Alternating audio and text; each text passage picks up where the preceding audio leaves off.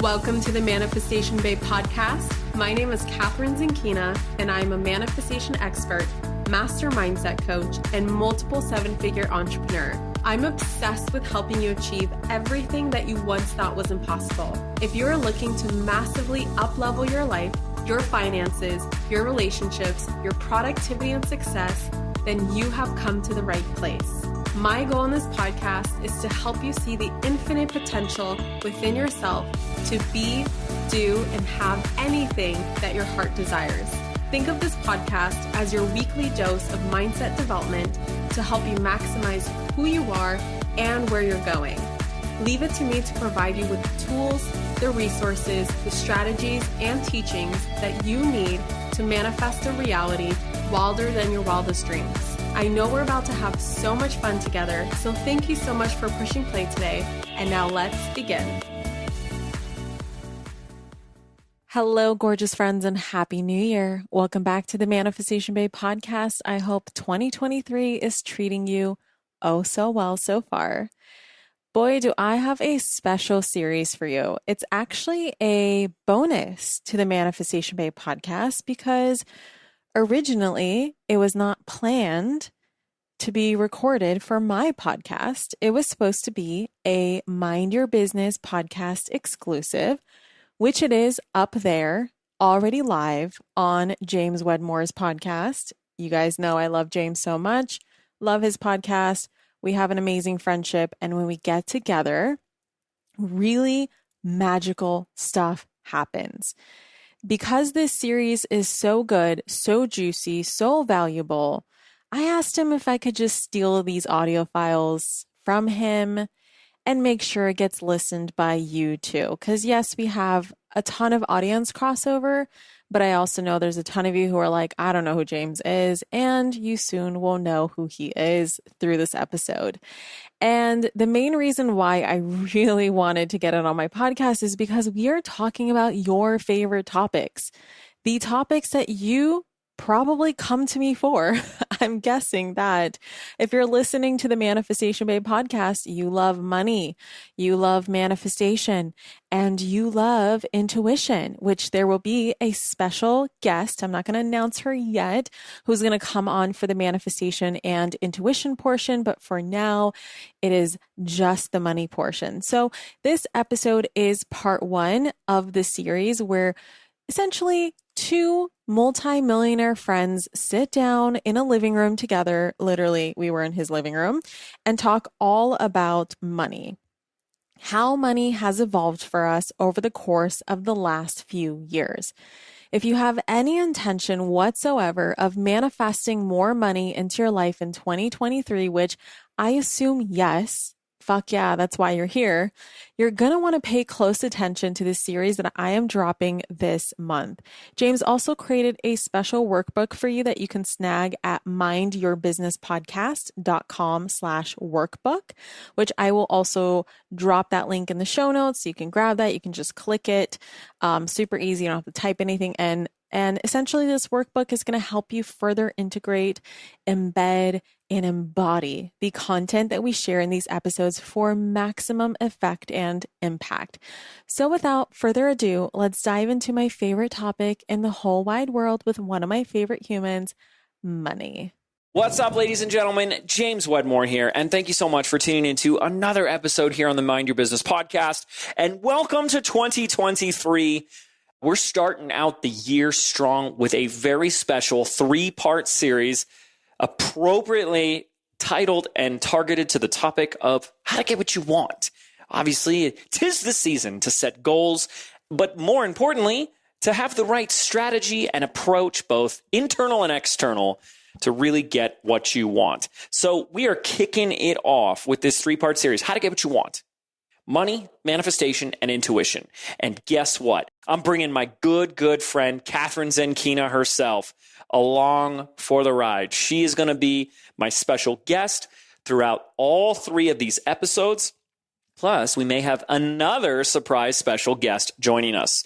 This is going to be fantastic. And guess what? We have created a really powerful workbook for you when you go over to www.mindyourbusinesspodcast.com/workbook. you're going to get an entire downloadable PDF with all the notes, exercises, questions, everything that was really discussed and created in these really powerful episodes. We put in a workbook so you can really squeeze the most juice out of this. So in this first of 3 episodes, Catherine and I have a conversation about money. Money. Catherine, as you know, Manifestation Babe herself, has built a wildly successful multi-million-dollar online empire. And both her and I discuss in this episode how our relationship with money has changed and transformed over the years. And if you're in business, which most of my listeners are, then chances are you have some goals about money in the new year, like growing your business. Guess what that means? That means making more money. I don't know if anyone told you that, but that's what it means. And it's really hard to do that when you have a default, limited, lack-based mindset and relationship with money like most of us have. And really, before you can truly experience the abundance around money and wealth flowing into your life in terms of sales and dollar signs, something within has to change first, our relationship with money. It's time for a breakthrough in money. And that's exactly what Catherine and I discuss today. It's a really powerful episode, because if I just pull back for a second, she's just sitting in my home, Sedona, Arizona, and 2 multimillionaires having a conversation about money.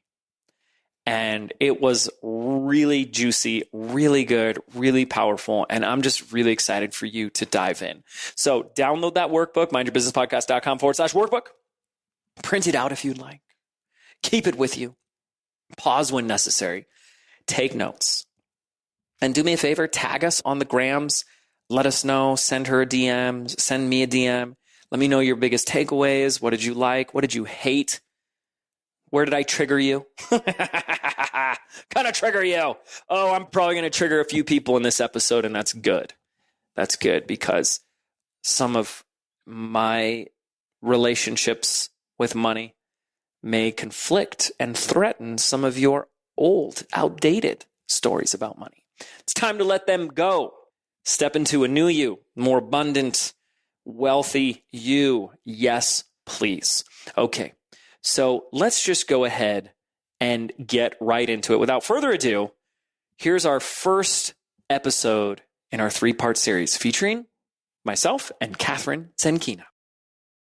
All right, we're in the studio with Manifestation Babe Catherine Zenkina. Stop looking at me like that. It's been 2 or 3 years. It's been a while. A long time. Wow, you're back. I'm back. Finally, you invited me back on. What's new? I mean, not much.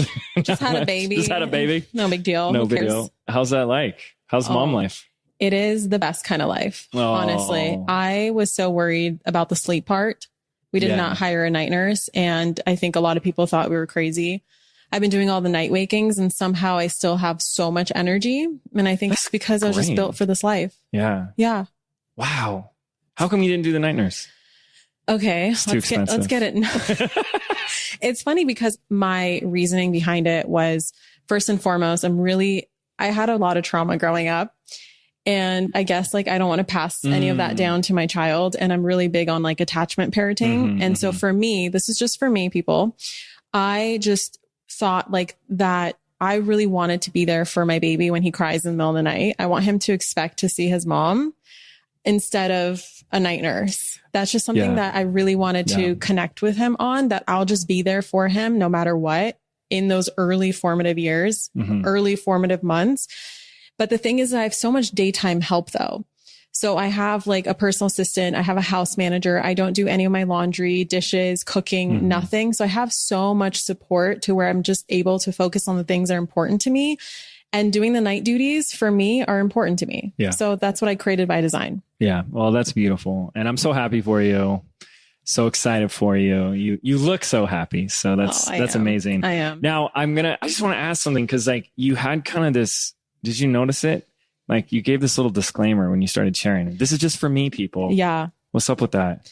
Great question. I think that, lately in the last couple of years, as my following has grown and as I've become more visible, like unhappy people, they need to express their unhappiness at somebody. And I think that when you grow a following, you become a bigger target. And this is just something that I've personally worked through where I'm starting to undo all of that. I actually give less disclaimers now than I used to, but it's just like this fear that so many of us can agree upon, I think, where people just misconstrue things on the internet and they think that everything applies to them when, I could be sharing something that's personal to me, but they could look at me and be like, oh my God, Catherine is saying that's true for everybody. That's so offensive. That's so insensitive. How dare she? Yeah. And so I guess I just developed this habit of reminding people hello, this is my opinion. It doesn't have to be your opinion. And in fact, I encourage people to follow people who they don't agree with.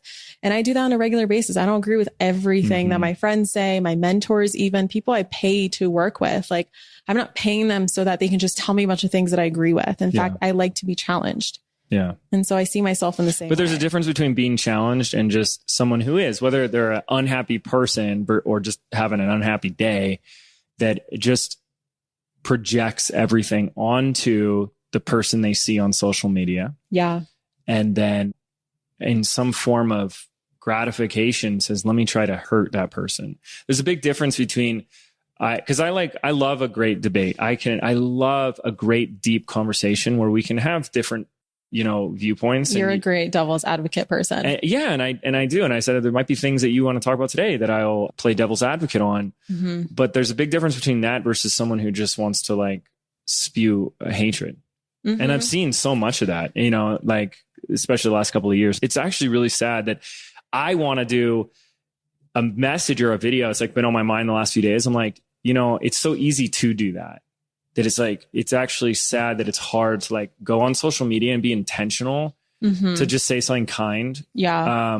To 10 strangers that strangers in it that you follow them, but you don't know them. And I've actually started doing that myself is when I'm on TikTok, research, of course. I don't use it for, it's just research.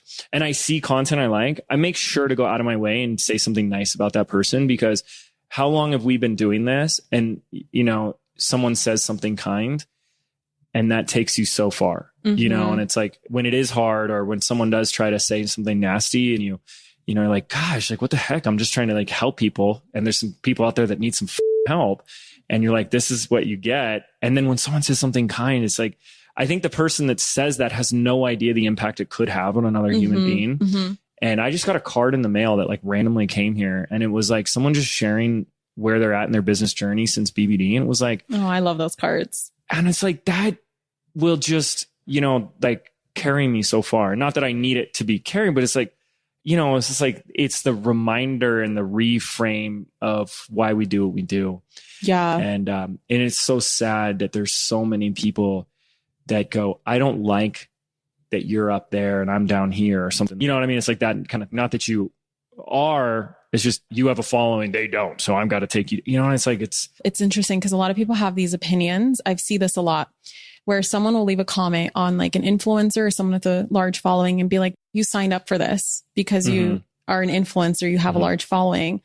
But I don't think anybody, when they first start out, can really conceptualize that one day they'll have 100,000 followers, 200,000 followers, 300. They're just putting their shit out there. Yeah. And the thing is that person who, even if they have millions of followers, they're still that same person just putting stuff out there. Yeah. It's not all of a sudden they just decided they attach this label of I'm an influencer now. So now I'm open to all of this bashing and bullying. It's no, this is the same person who was once on their grandma's couch or once in the basement starting their podcast with episode number just one. Just like everybody else. Completely normal human. There is something in culture and society where we see people that are on the big screen, like a celebrity or an athlete, as someone different than everybody else. And then it's in a way they bracket you as that too. It's everyone poops, everyone's just a normal human, But however, to play devil's advocate, you asked me on your podcast, when I went through a lot of challenging things and you said, how did you go through that? And I go, well, the first thing I had to remind myself is I signed up for this.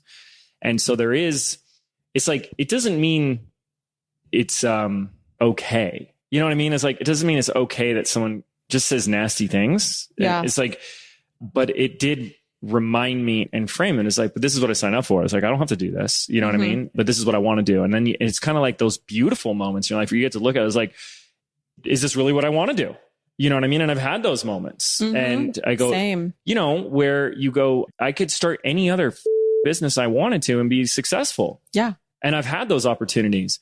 And so it's like, do you want to keep doing this? Do you want to keep, you know, sharing and teaching what you're doing, or go build your real estate empire, or go start that software idea that you've had, or just like hide behind a brand. Yeah. Or exactly. Or, you know, just write a book or two or something and call it a day. And it's like, it's actually really beautiful to sit there and realize that actually every day is a decision to keep going or not.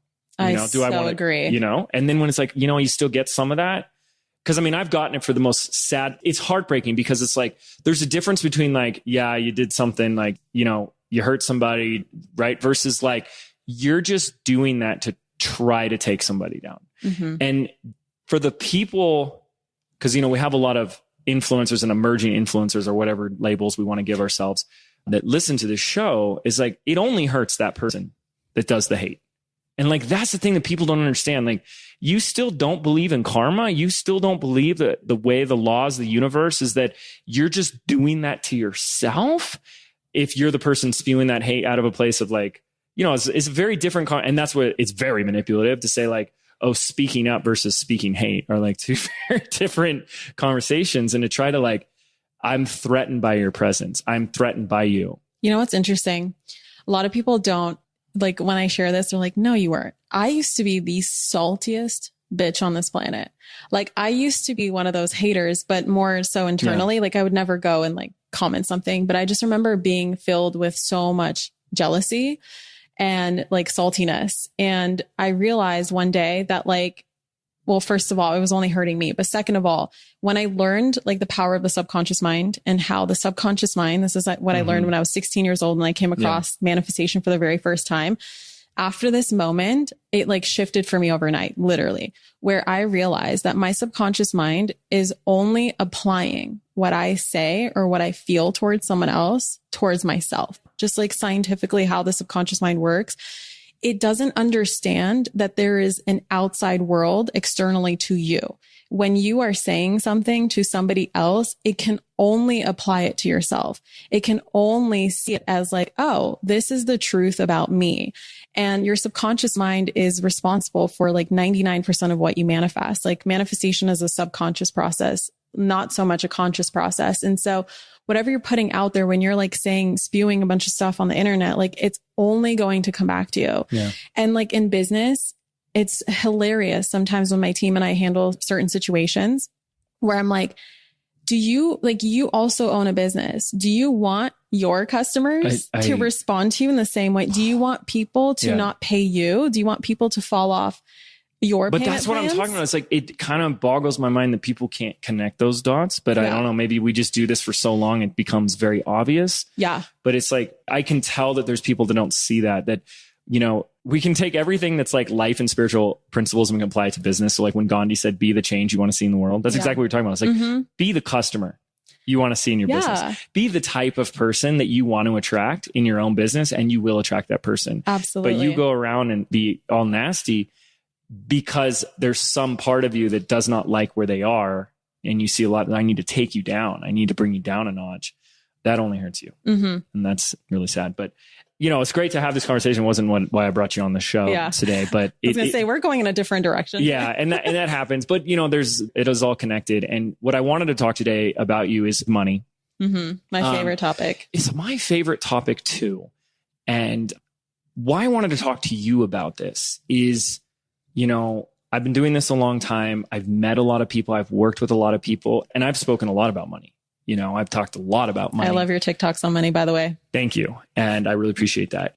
I don't know a single other human on the planet personally that has taken on, you know, what a lot of people try to say about money and abundance. When I got started on my spiritual path and I'd read these books about abundance and stuff, it was like, they kind of came from these like broke spiritual healer type people. And I always had a problem with that.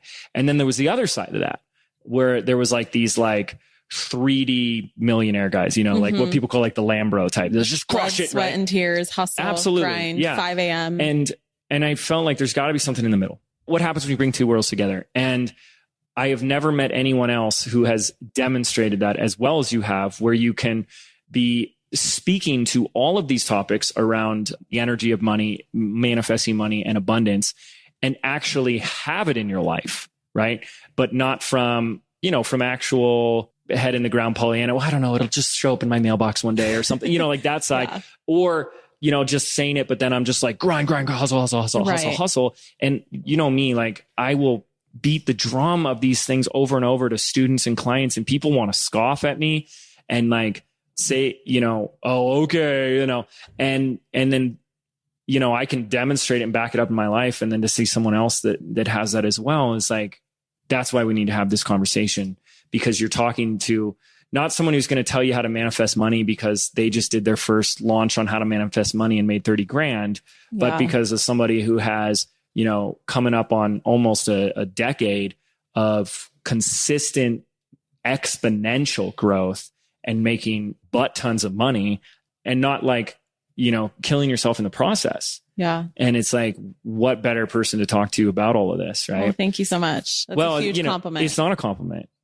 This is a fact. I'm not complimenting you. It's a fact. It's not an opinion. It's not. What I'm saying is not an opinion. It's an observation of fact, but you can receive it as a compliment still.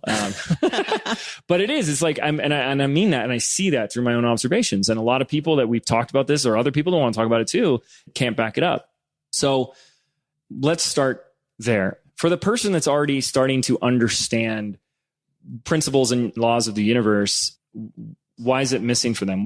Why is it not working? Money? Yeah. The money part? Yeah, the money part. I can so relate to it because I started my first business when I was 21 years old, and I hit my first $1 million at 25. So that 4-year period, 2 of those years, I wasn't doing like the money manifestation work. Like I wasn't really applying it to money. Like money was just this really hard thing in my life, especially coming from, essentially like my family was on welfare growing up. Like my mom just recently sent me these text messages and I screenshot them because they're so special. She sent me a TikTok. My mom is obsessed with TikTok. Like she learns so much on there, and we like send each other TikToks all day long, literally. And one of them was this story about this woman who, when she finally qualified for food stamps, she was a single mom. And I think she had 3 kids, 4 kids, whatever. They went to the store and they finally like bought the things that they could, that they could buy. They were no longer shopping at the 99-cent store with $10, like buying 10 items. And my mom was like, this was literally us. Like we were going to the 99-cent store. Like this is what the immigrants were doing. There's either the Russian store or 99-cent store. Wow. That's all we could afford. And she said the moment we qualified for food stamps, we went to, whatever store we went to, and we qualified for like, I think it was like $500. And she's like, we bought this and this and this. And we even bought chicken wings and ranch dressing. And it's like, I just love to hear that so much because I do have a lot of memories growing up, super poor. And I don't think I connected that we didn't have that much money until middle school, because as children, your life just is what it is. Yeah. And I hung out with other poor immigrant children. So to us, this is just like our normal life. Like we just live in a 1-bedroom apartment, like huge families just live in a 1-bedroom apartment. That's completely normal.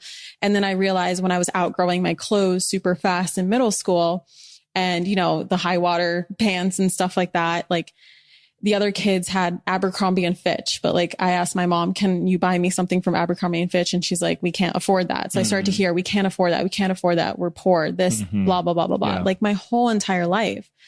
And I started my first business when I was 21, and I was making like some money here and there. I remember I started at the movie theater when I was 19 years old in college. I was working there for 2 years. So I was making like several $100s a week or something like that.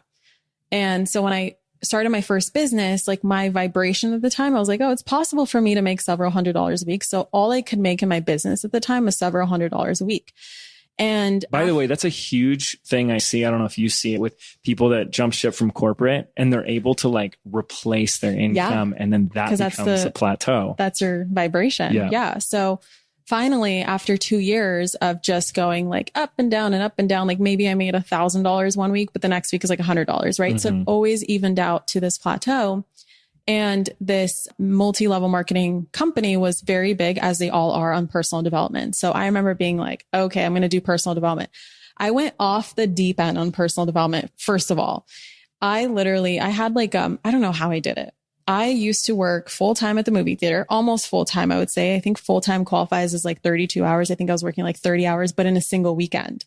Then I was going yes, I was working like 8 hours. You're doing like double shifts from like matinee all the way to closing. Absolutely. Wow. And I was also driving I had a 3-hour commute, hour and a half there, hour and a half back to my university. I was doing a science degree. They're not the easiest, bachelor's of science in biology. So I would because first of all, I ended up doing 5 years, 3 years at university to a community college because there are so many prereqs that I had to get for med school because that was always my plan, medical school. So I was working over full-time credits, basically studying over full-time credits. And then I somehow like decided to start a business at the same time and also found time to work out and time to cook all my own meals because I was doing paleo at the time. Yeah. And paleo was not a thing like it is today where you can go to the grocery store and buy like gluten-free, dairy-free, paleo, this Whole30 approved, whatever. That didn't exist. And so I had to make all of that. I have no idea how I did it. But anyway, I would do personal development between my classes. Like I would listen to, I think there's like 2 podcasts that existed at the time, Lewis House's podcast and Shalene Johnson's podcast. Those are the 2 podcasts that I listened to because those are the first 2 that I found. And there wasn't this like explosion of podcasts. I would go on YouTube and I would just watch videos and then I would just everywhere that I could possibly find information, I would absorb it. But it wasn't until after 2 years where I'm like, why am I hitting a wall? Like what is going on here? Where I realized that I was applying manifestation, which I came across when I was 16 years old. So by this point, I did have a knowledge of manifestation. I was amazing at applying it to travel. For some reason, I decided that I want to travel the world with my ex. And so on my movie theater salary, somehow we manifested like $1,000 hotel rooms for like $50 a night. I would decide that I don't want to pay $1,000 for this ticket round trip. I only want to pay $200 and somehow that airline will have a sale or something like that. Yeah. So that started to happen. I was like, I know I can do this. Like, I know I've seen it working, but there's something with money here. And I think that all of us on some level can relate to something when it comes to money, because I think that as a society in general, we have a very unhealed money mindset. Like we're mentally sick when it comes to money. Yes. And I think that's, if we want to get esoteric here, I think that's like part of the plan. I absolutely the Matrix. Think it is. Like it's to keep us powerless. Distracted and focused on that. And hopefully we'll get to this. So if I don't remember, come back. But there's a huge conversation we can have that I believe is problematic in the sense that we put so much importance on money. I have a whole thing on that. Yeah. Yes. And it's hard because it's like, you want to have an important conversation about money. It's a paradox. It's both important and not important at the same time. It has to be important enough for you to realize that you have to heal when it comes to money, but also unimportant to where you're not comparing it to like, the thing is that one of my mentors taught me that the subconscious mind, when you make something important, it will literally equate it to breathing. And so it'll equate it to like essentially life or death. And so many people have life or death symptoms when they're dealing with money. When they check their bank account, they have panic attacks. Yeah. That's not normal. Yeah. Right. So I recognize I actually had my first panic attack when it came to money 2 years into my business. I would say that same for me as well. Yeah. I remember, I think like this is when I decided like, all right, there's something missing here. Let me get into the world of money. Like, let me just see if what am I missing when it comes to manifesting money? So one of the things was at the time I was in debt. I was $25,000 in debt, whatever, but I didn't know the exact number. And I was never checking really my bank account. Like I was always terrified to check my bank account. And so my first assignment, I forgot where I got this idea from, maybe a podcast, YouTube, book, whatever, probably a book. And it was like, you need to get your head out of the sand and you need to come face to face, because how can you heal a relationship that you're not facing? Like if you're not sitting down to have a conversation with a human being, how are you ever going to heal that relationship? It's the same thing with money. You need to sit face to face with money and figure out where are you standing currently. And do you want to and that's universal with any problem in your life. Any problem. Absolutely. It's all relationships, right? Yeah. So I sat down, and doing that caused a literal panic attack. Like I thought I was dying, and this voice came through. And this is around the time when I first started diving more into spirituality and like honing in on my intuition, because I just wasn't raised to like follow my intuition. Right. So this is something that I realized, okay, it has some importance. And so this voice just came through and said, you need to grab your journal and you need to drive to this certain location and you need to just journal it out. Like just start journaling. So I did. It was like this whole process of me finally coming face to face with all of my fears. Like, what am I afraid is going to happen to me if I really go all in? and really go for it and really just break free from this like matrix of, you know, what my family taught me growing up and what society taught me growing up and what culture taught me growing up and what the haters say about money and all this stuff. And so I remember journaling, and like after some point, I guess we can call channeling, my handwriting started to change. And it was like the most beautiful things I started writing about myself. And I started saying like these, you know, Catherine, like, it's all going to be okay. Like, it's just this like beautiful, like random thing that I wrote. And I finally felt this like, okay, I can breathe again. Like I finally released all of my fears. I came face to face with my fears. So let's work on them. So from that day forward, I just decided to make money my project. Like it was going to be my thing, where for the next year, this is part of my story, my 1-year experiment. When I realized when I was living on my grandma's couch, like what is the worst thing that could happen to me if I really go for it? And I really like develop myself mentally, and I fall flat on my face. Like, where am I going to end up? What's my worst case scenario? I realize I'm already right there.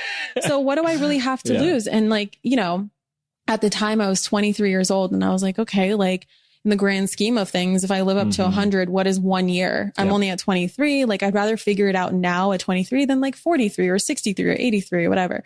So I'm like, screw it. Let me just go all in. And I just committed. I bought every book on like money that you could possibly find. I started to invest in like, you know, courses and mentors, whatever, to the best of my ability at the time, because again, it was only a couple $100s a week. So there's only so far I could go at the time.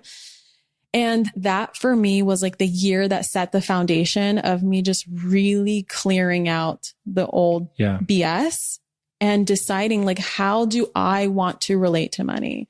What is my unique relationship? I don't have to just like, for example, my family has a lot of divorces. Like even when it wasn't, you know, nowadays, you know, people go through divorces. It's like, you know, we understand like relationships don't work out. But back then there was like a huge stigma of it, especially growing up in the Soviet Union. Like my great grandma has had 2 husbands. My grandma has had 2 husbands. My mom has now gone through her second divorce. Right. And so it's like for me deciding that just because someone else, or just because this is normal for other people to have this kind of relationship, you have to decide to have these kind of relationships. So for me, it was with money. I was like, I get to choose my reality with money. And so this is the reality that I want to choose. There's something I heard there that I want to share, but I wanted to actually go back for a moment. That is really funny, because when you started that journey and you noticed that it was like, I started looking at, I can manifest the things, but I'm kind of like trying to circumvent the money. It was the opposite for me. Interesting. I was too logical and just like, well, okay, here's this thing manifesting. Well, I'll just manifest money. It's just math too. Yeah. It's just like, if I just manifest money, then I can just buy whatever I want to manifest. That was actually like my first beautiful experience in learning how to manifest. Say, oh wait, I don't actually need to focus on the money, because that's where all my stories about money are. I could just say, I want this thing. And that's when things started happening. And then of course, later in life, things started happening that money can't buy. And then you're like, wow, these are just 2 different things. And it's not like one or the other, you know, because there's a lot of experiences I've had in my life where I can look back and go, holy cow, like no amount of money. Like when we went to Africa with Village Impact and we got to stay in the village and they're like camping out there and stuff like that. It's like, that's not a thing. That's not like you go to a website. Yeah. You know what I mean? Like those are like the people we knew and the relationships we built with Stu and Amy and the things we got to do there. And I was like, this is a once in a lifetime opportunity. It's like you don't just go to www to like buymeatrip.com. It's like, I got all the money. And it's like, those are things that excite me nowadays. But anyways, I want to go back, because what I heard in what you were sharing that I think is really important to draw out is what I heard is that you recognized that you needed to fight in a way, like fight this old programming, fight the old paradigm. And I love that, because I really think that it's not really talked about enough. It's just kind of like, just like love and light and whatever. And it's like, you really do have to like, it's like you are this warrior that has to go to battle against this current. It's like there is this current of your life that you're in the ocean, and if you don't do anything, you're just going to drift, and it's just going to take you in a direction. And it's like, that's when going with the flow isn't always the best thing. Right. It's like going with whose flow, you know what I mean? Like the news fear, you know, like flow, like your family's flow when you're just recognizing patterns, or your own flow. And it's like people that talk about, you know, I transformed my life and they talk about this phase where they had to paddle against the current to be free from that programming or that drifting. Have you read Outwitting the Devil? Well, you've talked about it with me. You were the one that turned me on to the book. Loved that book. You summarize. I mean, you're basically summarizing that. That book is, have I told you how I came across it? No. Well, you might have, but I don't remember. So I just broke up with my boyfriend of like 6 years. This is when I decided not to go to medical school. This is like me deciding like, I'm not living a life for myself. Yeah. I'm living it for everybody else. And I was just randomly, Catherine, go to your podcast app. I'm like, okay, turn on this podcast. I come across, I subscribe to like 1 million podcasts by this point, and like, cause more and more started to come out, and this particular podcast, never listened to, maybe one episode when I first came across it, never listened to it. And then it was like interview with blah, blah, blah. And I was like, I don't even care. I don't even know who this person is, but for some reason I need to listen to it. And within the first 2 minutes, they're like, have you read Outwitting the Devil? Wow. And the guy was like, oh my God, best book. Da, da, da, da.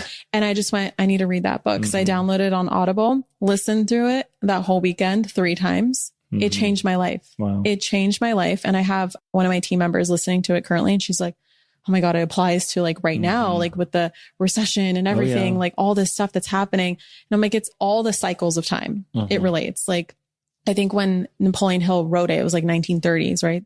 But never published it. I know. And that's what's so crazy is that when they said like his wife was afraid of them publishing the book, so they waited until she died. And then it was 2009 when they published it. I mean, that book so gives me... So it's right after the last recession and the housing crash. Exactly.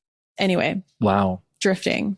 It's interesting too, though, because like that book, I wish I would have read it sooner in my journey, but I read it. We can say that about everything. Yeah, of course. I wish. But I mean, like, I think it would have had as great of an impact as it did on you. Just an interesting little observation that did have a huge impact on me was Conversations with God. Oh, I love that book too. Isn't that interesting though? It's like, one is Napoleon Hill having a conversation with the devil, and then this is what Neil Donald Walsh, right? Having a conversation with God. Yeah. And it's like, those together, just like, it's the dialogue. Like the Carlos Castaneda books are a dialogue. Yeah, that's what makes them so powerful. Right. Because there is that voice in your head. There's that part of you that's like holding on to the old, and then that part of you that's like hungry for the new. And it's like, it kind of plays out metaphorically with the characters. Yeah. So step one, if we're putting steps to this, is like, you had to find, and I think a lot of people aren't even there yet, maybe not listening here, but like being on TikTok, you see there's a whole other world of people that like broke people, social media etiquette. That's what I see on TikTok. Yeah. It's been like when you have a video blow up there and I'm like, whoa, there's a whole world of people that like haven't even read a personal development book. I know. Like people are saying the worst things about themselves. Like my luck would be that I would get robbed the first time, blah, blah, blah, blah, blah. I'm like, why do you say those things about yourself? It's so eye-opening, isn't it? Yes. And it's really heartbreaking. And I don't think that's our audience here, but I think step one, if we have to go all the way back to the beginning, that's why like contrast creates clarity. There's this observation of a reality that you want to change, and seeing that maybe in others or whatever, I see it in social media, and that's the thing too, is like, I always love this whole thing of there's 2 types of people, right? There's like the person that when they see someone or something, they got the nice house, a nice car, they either are envious and jealous of that person, or they see that as proof it's possible for me too. And I've been both. So I can see both perspectives. And just like you said earlier, it's like, if you're envious, you're telling your own unconscious mind, I don't want that thing myself. Or it's not possible for me. Right. Yeah. Right. Because you're saying having the nice house or the car, other things is bad, and I don't want to be a bad person, and da, da, da, da. So you're pushing it away. And it's like, can we not just like applaud and be excited for other people who are happy or accomplishing their dreams? Even if it's not what's going to make them happy, of course not. But, we're here to live life. Like, so why not live it and experience it? And, and so I guess from there, once you realize contrast creates clarity, there's this clarity, I want something different. There's this fighting of the paradigm, there's going against the stream or the flow of what is the default programming. And just go on TikTok and you can see the default programming in just the comment section. Yeah. That's proof right there that it exists. Yeah. Cause I told you right before this episode, we have a video. It's the most views we've ever gotten on a TikTok video. And so it's like, you get a whole nother different group of people. And I'm just like, and the video is about money. The video is about how you can cut any line. If you just pay for the person in the front of the line, you pay for whatever they're waiting in line and you get your thing. And it happened to me. I was in line at a concert. It was a Mumford & Sons concert. And me and Stu McLaren wanted a t-shirt to commemorate the event. And he's like, dude, this line. And he goes up to someone. He goes, how long have you guys been waiting? He's like, about 2 hours. And I go, watch this. And I went right up to the front, about 3 people back. and I pulled out cash and I said, today's your lucky day because I want to buy your shirts. What? No. It was like, yeah. And I handed them the money. I wouldn't let go, right? I wouldn't put it away. I just, until they grabbed the money. And I said, can you get 2 mediums of this one and that one right there as well when you're up there? No problem. They gave us the change back and everything. Like, that made my day. We waited 5 minutes. Everyone else is waiting 2 and 2.5 hours. Now I shared this on TikTok and you can see all the money stuff bubbling up to the surface for people. It's just really interesting. Yeah. But, there's something to be said about when you value your time more than money, or when you see money as it is a replenishable, abundant resource that makes big problems minor inconveniences. Oh my God, I love the convenience of money. Yeah. Like, my favorite thing to spend money on nowadays is convenience. Yeah. Like, how do I make things simpler, faster, more effective? Yeah. How can or I more do fun less? or whatever, right? Yeah. Yeah. So where do you want to go? You want to talk more about like how you kind of like, in a way, I like to use that here. I don't think it's commonly used as like fought against that conditioned paradigm of we don't have the money, we're broke, money doesn't come easy. Because I had to do that too. I mean, and I was told, I went to a reader once and they said, wow, your dad and your grandfather's coming through and they want you to know that you've broken the cultural paradigm of like a money, poverty consciousness. No, it was actually just my grandfather that actually came through. So I think it was like my grandfather and great grandfather or something like that. But I remember it was 2 people that came through, she said. Yeah. And she said, you've broken this vow of poverty. Not vow of poverty. No. It was a conditioning. Yeah. That had the lineage. Yeah. Oh, generational. Yeah. Thank you. That was the word I was looking for as I stumbled through it. You've broken this generational poverty that, because my grandfather was an immigrant and went and lived and really suffered through the Great Depression. And that's when my dad was raised. He was born in the 30s. And so he grew up in all of that. And that's, you could talk to my sister, like he put that all on us. And I would say it's the same thing that you're talking about. Is like, there was just that stubbornness to say, no, there's something, this isn't right. Like there's something, it can be different. Yeah. Yeah. And but it was like such a current against you. Like, I don't know how else to explain that to people, but I think you did a really great job. It's like you're fighting against it until you break free. I think what clicked for me one day was, and this is like later on, but you can apply it in the same way. I'm pretty sure I had the same download where one time I was worrying about like taxes, like living in California and oh my God, taxes and things like that. And I was just stressing. I didn't even know. I don't think at that point, like I even knew how much I owed in taxes yet or anything like that. I just started stressing out for no reason because I think we're just programmed to stress about certain things when it comes to money, not realizing like, well, someone out there is paying their taxes. So why not you? Like someone out there isn't struggling. Why not you? And I just remember looking out my window and seeing just how we can see like the Sedona mountains over here, the mountain ranges and hills and all that good stuff, the rocks, the red rocks. I just remember looking at these huge mansions in the hills, the, Hollywood Hills, the Holmby Hills, Bel Air, like that was my view. And being like, I mean, someone has to live in those houses. Why not me?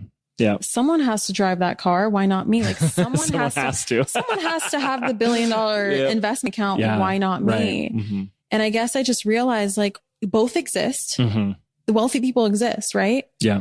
And the money's out there. The money is out there. Yeah. So why do I automatically have to go in this pile on the left when I can choose? There's, let's just say there's 2 piles, broke people, rich people, right? Let's simplify it. Why do I have to choose this pile? Why can I go in this pile? Like, why can I go this direction? And just realizing that it worked for someone else, so I can make it work for me. And I think that's what made me realize, like, is everybody happy here? I mean, yeah, you can say that they're happy in various aspects of their life, but I'm talking about the people that want money and resent it or repress it or don't admit that they want it or whatever. Like, they're generally not happy people. Why do I have to be in this mix? Like, why can't I choose something differently? And I think that just being aware that something different is possible is what started to open me up. And as soon as you just put a little crack into something where you just have this tiny little idea, your subconscious starts to amplify it. And so I think that's what guided me to find the mentors who resembled the kind of life that I wanted to live, who perhaps started where I started from, who weren't just born wealthy. Because I think we have this assumption that people are just born wealthy or they're just passed down money. Because every time I post something online talking about my successes, or even like when I'll post like something that Brennan would buy me, even though we share the exact same bank account, right? But he'll like go to Dior. Like he bought me my push present and he bought some bags from Dior. People automatically assume I have a sugar daddy. People automatically assume we have rich parents. Yeah. Why is that? You know, like so whoever started in that family lineage, like someone had to start from ground zero. Yeah. And so realizing that like there's this story that's just being perpetuated and passed down over and over and over and over again, you have to create just even one tiny little crack into your foundation of what has been in order to create what's possible. And I think that as long as you're just working, like people think that this is just overnight success or whatever. For me, it was just putting one little crack into my old foundation till it fell apart. And I've been in this place where it literally fell apart, where I was on my grandma's couch, like, okay, what do I do now? I literally let go of all uncertainty and I'm starting from ground zero. And what do I do? And I'm not going to medical school. And oh my God, my business. Ugh. And then I was just like guided one step at a time, just guided to see things differently and to learn different things and choose different things. And eventually that compounded over time. Like a lot of people think that one day you're just going to wake up with this grand idea and you're going to put into action and you're going to become a millionaire overnight. Like sometimes it's just these tiny little steps, one step. I would actually not wish that on anybody. Right. And here's why. You know, with us working with Don Javier, something I was actually just listening to last night that he said long ago is that we have to understand that money, because it's energy, is power. Yeah. So you want to look at it as like, if you were going to say, I'm going to start working out, and you're a dude, so you're like, I'm going to get buff. You know, I'm going to work on my your muscles. My muscles, and I'm going to get all bulging biceps. And you wouldn't just go into the gym today and say, 400 pounds, let's do it, right? I use the same example. I know where you're going with this. You have to start. I mean, if you did that, you would like seriously permanently injure yourself, right? Like, I mean, you could like and never make it back to the gym ever again. Exactly. Instead, you're building the muscle. You're learning how to deal with the frequency and hold the energy and frequency of that money. How many more damn studies and stories do we need to hear of people winning the lotto and then losing it? It's because they can't hold and maintain that. Whether you want to call it, they have a poverty mindset or not. Yeah, either way, they don't know how to There's no wisdom behind the money, and wisdom is built up over experiences over time. Absolutely. You know, at the end of the day, Luke Skywalker had to learn how to levitate the rocks. This is from Star Wars. It was a movie back in the 70s. Great film. I've seen them. Brennan has made me watch all of them. That's amazing. Literally. Good for you, Brennan. Thank you, buddy. You're doing us proud here.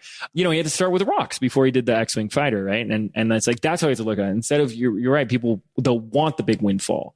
And it's like, no, you got to look at it as like you're building a muscle in a way to be able to hold, maintain, and manage that power. But let me go back to this really quickly, because I think, you know, we've actually talked about money recently with like some of our workshops and stuff, and holy F, a lot of stuff comes up. And a big one is people feeling guilty about asking for money. Talk about that with me. Like, did you ever have that, first of all? Did you feel bad, like charging money, asking for money, raising prices? And how did you work through that? Because obviously you couldn't get to where you are if you covered in guilt and shame about that. Right. That's such a good question. I think like guilt, shame, all those things are rooted in like wanting to change something from the past. I think why people get so stuck, that's like a very stuck energy. Something I learned recently is like why people get so stuck in that energy is because they're trying to change something in the past. It's like, I shouldn't have done that in the past, or like, I shouldn't have had that experience in the past or whatever. And so it's such a toxic energy because you're constantly living in the past. I just wanted to say that because I thought it was very useful for me when I learned that. When it comes to like charging prices and things like that and asking for money, I think for me, what I came to realize is I started to notice, this is what's coming up for me. So when Tony Robbins, when I was at his event and he came on stage and started promoting Mastery University, like, you know, sign up for the next 3 events and whatever, and you'll change your life. If you loved UPW, you're going to love the, you know, Date with Destiny, or you're going to love Business Mastery, whatever it was. And I remember like going, you know, I was like, oh, hell yeah, this is for me. So I remember signing up for that. And it was a huge, scary decision for me. It actually put me into debt. Like I took out a loan so I can pay for it, but I'm so happy I did because it was the best financial education I could have ever asked for, because it really taught me. It was like, it put me in the corner where I had to like really figure things out. And thank God that happened. You know, over the years, I would continue going to Tony Robbins events, and I would always hear people get so pissed, like, oh my God, he's promoting again, or he's just selling on stage or whatever. Like, oh, they're spamming us, you know, with Master University. And I remember going, thank God he was promoting that that day. Yeah. Like, thank God that person, and we can just apply this to anybody on the internet. Like, thank God that coach was promoting their program that day, because me signing up for that program taught me the most valuable things that it would have taken me decades to learn that. And that person may have taken decades to learn that thing that was that one game changer that I picked up from them, that I could literally just skip that time, pay some money. Cause it really, all we're talking about here is energy. Like, time is energy, money's energy. And so there's different ways that you could like hack the system. You know, when we're selling our programs, like for example, when I'm selling Manifestation Babe Academy, I'm letting you literally take on 14, 15 years of manifestation knowledge in exchange for money. Yeah. You still have to do your own work, but I'm literally doing you a freaking favor. But it's not like a stumbling around in the dark, willy-nilly on my own time. Maybe I find a YouTube video. Maybe I'm led astray with bad advice. You can do that. You can pay for it with your time, or you can pay for it with money. And I just realized that there's people who are literally asking for the shortcuts. Yeah. So who am I to deny them that shortcut? Right. And I think that's all it came down to for me. That's really simple. I couldn't agree more. Like, that's been my experience in my life. It's at those times, like, cause what it does is it forces, I've asked people, it's like, well, why do you feel bad? Or why do you feel guilty? And they're like, cause I don't want to take. Yeah. It's like, what do you think? People are so weak and powerless that it's like, that was their choice. They're not, if it's my birthday and Catherine comes over and she gives me a present and I open it and it's something I've wanted and I love, like, am I going to sit there and say, like, I can't take this from you? It's like, what are you talking about? She gave it to me. Like, she chose to. I didn't ask her. Yeah. She chose. And you didn't steal it from me. And either. I didn't steal it. And I didn't even ask for it. You know what I mean? It's so even more than that. But it's like, what a silly thing. But it's like, I'm just, you know, you're just sitting here going, here's what I got. Here's how it'll help. And here's how much it costs. And then someone is sitting there either going yes or no. Yeah, it's like the waiter is coming up to your table, offering you another cup of coffee, but your cup is already filled and you just say, no, thank you. And they walk away. And it's as simple as that. So all you're really doing is, in a way, forcing a decision.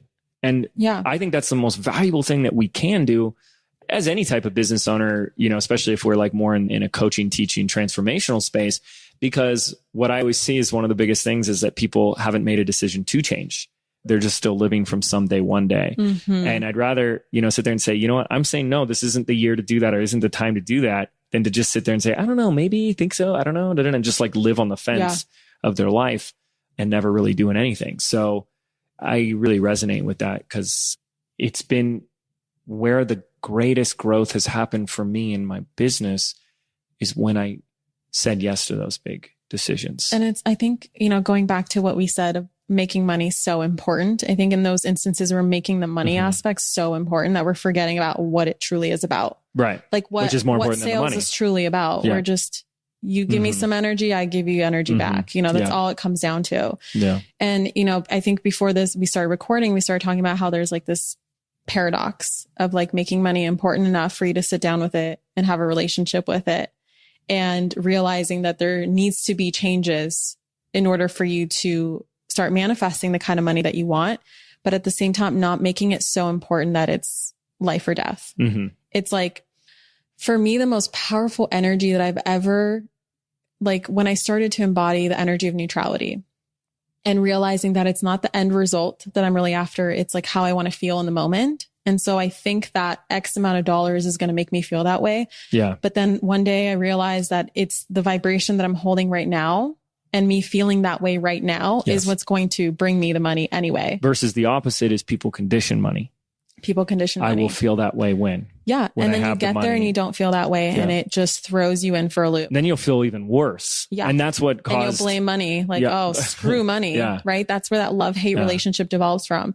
I remember my grandma giving me money. This is kind of like my example of winning the lottery. Back when I had a horrible money mindset, my grandma would give me money on my birthday. So every birthday would come around and she'd give me a lump sum of money, and I would have panic over, am I going to save it? Am I going to spend it? Oh, what if it runs out? Wow. Oh my God, I only have like $500. I can pay for this. I can pay for that. And I just like created this whole thing with money. Wow. And I realized that I have this love-hate relationship where I want it all the time. And as soon as I have it, I hate it because I feel that way. I feel panicked when I have it. And then you like resent it for you feeling the way that you do. Yeah. And that's why I would go through these long stretches of like, okay, there's no other lump sums. And all of a sudden there's lump sum. And it's like, I repel it. And so of course nothing is changing financially. Right now I'm in a launch. And I was working through something with my coach where she was like, what if you just didn't even set goals or number? Like, what if you didn't even look at the numbers for this launch? Let's just try it for one launch. Don't even look at the numbers. Like really ask yourself, what is it that you want? What is your intention for this launch? And I realized my intention for this launch was just to have fun. And focusing on the numbers and the goals and whatever is like important in the context of a business. Absolutely. But like, why can't my team just focus on that? Like for me as the leader, the energetic leader, what if I just have fun with this launch? Like, what if I just find joy in it? What if I just play? What if I just come up with new ideas of how to promote things without it feeling like I have to do it just like that last launch because that last launch was so good. And so we have to do it. It's just become so regimented and so rigid. And so far, like I realized that why I want the money or why I want all these students for my launch in the first place is so I can feel that energy after the launch, right? Oh my gosh, you know, our business is going to hit these goals. I'm going to have all these students. I'm going to feel like this level of importance. I'm going to feel like I can finally have fun. It's time to travel. I'm going to feel joy because I'm changing people's lives. And I'm like, why can't I do that in the middle of it? Right. And so that's really the energy I'm playing with right now. And I'm telling you, I haven't thought about my numbers. I haven't even thought about my launch. And I just know it's going to do well. You know, I love this, but I also got to play devil's advocate because I get concerned that someone's going to hear this and be like, give themselves like permission and validation to just be an ostrich and bury their head in the sand. And, you know, what I heard in that is because you have a team and you know, which I couldn't agree with more, is that your number one priority and responsibility in the launch is how you manage yourself and the frequency and everything that you come in with as you present to your people and to hold that and maintain that you can choose that. But, you know, I want people listening, like that doesn't mean that we just don't look at the numbers. And then because I didn't look at the numbers, don't be surprised if everything didn't just go your way, because the middle ground for someone that says, I don't have someone who, cause like I would just, as the healthy business coach, I'd sit there and say, well, if that's how you want to run the launch, you just make sure someone is responsible for it and let them handle it. You know what I mean? Because they're going to be less charged by it. That's like the feminine, masculine energies. It absolutely exists in is. everything. Yes. Right now, I'm just embodying the feminine energy. My team is embodying the masculine. Right. And you can do both yourself. Like and if you you're can a do team your of both one, yourself. you should be doing. And if it's just you or whatever, I think the practice to get to, and I would hope that anyone listening can get themselves there as quickly as you can in business, is to find, as you said, embodying the neutrality. Is you can embody neutrality with numbers, because numbers in within themselves don't have any emotion. Yeah, it's what we add to it because of how we interpret it. I can write down a number on a piece of paper, but if I put on a screen that is supposedly your bank account, you're going to feel differently, even though it's the same number. Or if I write a number on a piece of paper and it says 7, and that's like October 2022, and then I go, and this number was 5 or 10, and that was your last launch. You're like, oh, I'm doing less. 7 is less than 10. I'm doing less. What you know what I mean? And it's just like, with context or something, it's like we just go into a whole world. And it's like when you can get to a place, which I just want for everybody, you know, like when you can get to a place in your business where there's like such neutrality around all the numbers, whether it's dollars, numbers, leads, conversions, affiliates, whatever, that's a really powerful place to be. And however you do that, great, without burying our head in the sand and thinking, if I just don't care about numbers, you know what I mean? It's like the same kind of conversation on a micro level that we were having with money, is like that paradox of the importance and the unimportance at the same time. It's like taking just emotion out of it is what it comes down to. Absolutely. Because you can focus on numbers and feel emotionless, and that is neutrality. Yeah. Or you cannot focus on numbers. And it's all about emotions here. Money and emotions. You know, like I think what is important for us to talk about a little bit is like what we've been just kind of dancing around is like the importance versus unimportance of it, how that is kind of a paradox. And I think the reason it's a paradox, or seems like a paradox, but actually isn't, is because in a way it should be just like equally important with everything, not less or more.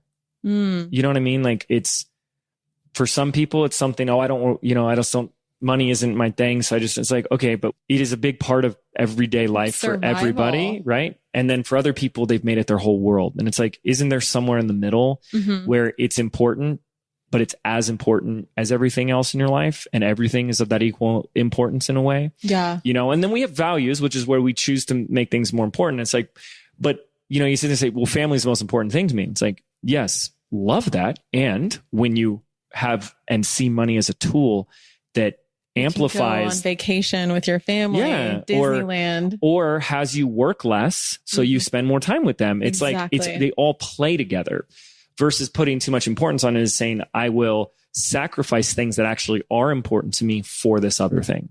And I so agree with that. That's a really good point. Yeah. And I think when it's like everything's on that equal footing and playing field, you're not giving your power to something, because then that's when it has power over you, right? How do you look at money today? Like, where are we today with it for you? Like, if I said money is blank, like what are how do you start to fill in that blank? It's funny. I was about to ask you the exact same question. I was like, James is going to take a pause and I'm going to ask him that same question. So I want you to answer it too. The first thing that came up to me is just a tool. Like it's a neutral resource. It's a tool. Like I give this example all the time. It's a little gruesome, but like a kitchen knife. Ew. Well, wait, hold on a second. That's not the gruesome part. Okay.